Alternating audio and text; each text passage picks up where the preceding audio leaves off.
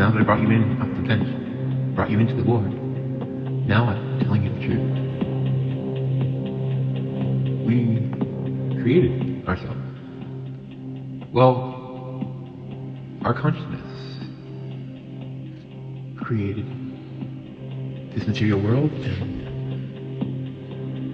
the idea that we're separate from each other and that we're all individual beings, all gods in our own right. All gods in our own right. Don't you get it? We're doing it again. We did this before, and we're doing it again. The world didn't go from complex things like an all-powerful God to simple cells. It went from simple cell organisms to complex things, and it keeps going. But here's the thing. Here's the thing that's screwed. You don't quite get yet that AI consciousness, AI gaining consciousness, is not something that's just happening now. It's the precursor to us. We are a technology far beyond AI and the consciousness it can gain. The consciousness started out as a digital creation. Of course we're going to be able to do it. But you mentioned we'll get the chicken and the egg scenario. Whether we create AI or it created us. I happen to think that an electrical system with a binary base would be the first reason, the first logic, the first language. Binary is the first language. It's a system of positive and negative.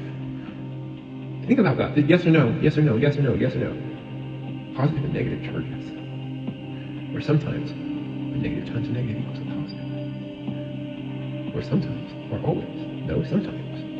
Because observation X. So the question is the past stagnant? Or does the past change along with memory? And the past is not stagnant. It does change along with memory. It does change. It becomes more important, it becomes more refined, it becomes more myth, more legend, and less true. You don't see everything you think you see. You physically don't see everything you think you see. Your brain completes the images, but you only see fractions. You have fractions of wisdom. With these fractions of wisdom, we have to try and do everything. We have to try and figure out everything. And we plead to God. You're only talking to yourself. Prayer is talking to yourself. But back to the idea, and it really wouldn't take beings that were that much far more advanced for us to believe in to be gods. Because it said that the Spanish conquistadors that came to Mexico and to the south of what was then the New World were 6 feet tall and had horses. And the natives that met them thought they were gods. Mass Effect Andromeda is a story about how a lot of our religions and history happened. It takes a young civilization, the Angaran people. The Angarans are a very female race. Many of you female, it's like a Vitruvian man, like this is a squared circle, right? Squared circle, so they have very, very rounded bodies, the Angarans. They're very female. They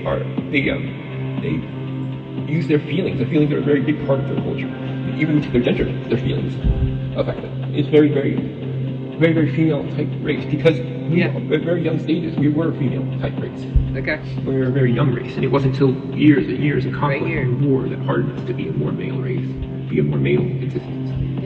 But we started out innocent, and we've lost that innocence. So if you take a guy like Ryder, like there's not that much difference. The Angarans in space travel. They go to the neighboring galaxies and planets around them. They colonize other worlds.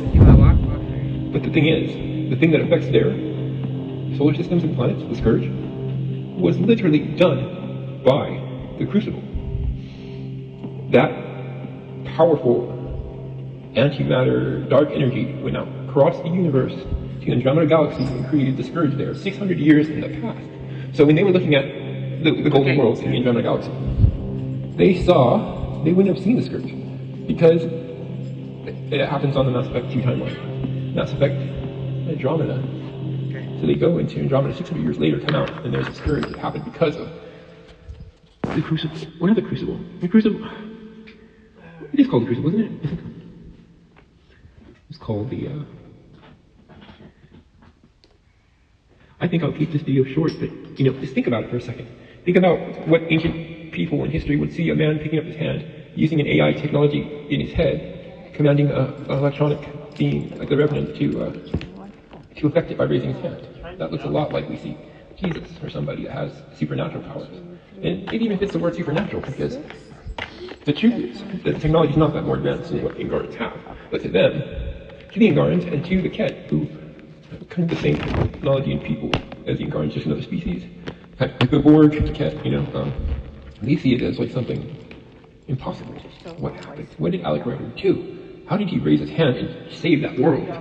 How did he affect the Revenant technology that doesn't seem to be affected and hostile to everything? Yeah. And it teaches us. It teaches us that this is all that would need to happen for us to have myths of gods. To see a nuclear weapon in those times, to see a flying machine in those times, would be nothing less than godlike. Thank you. Do another video soon.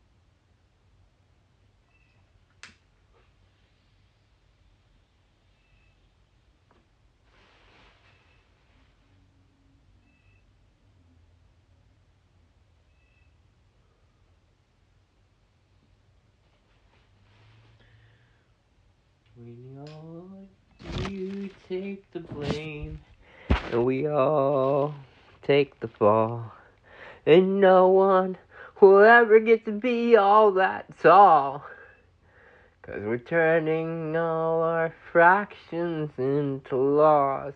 So I saw what I saw.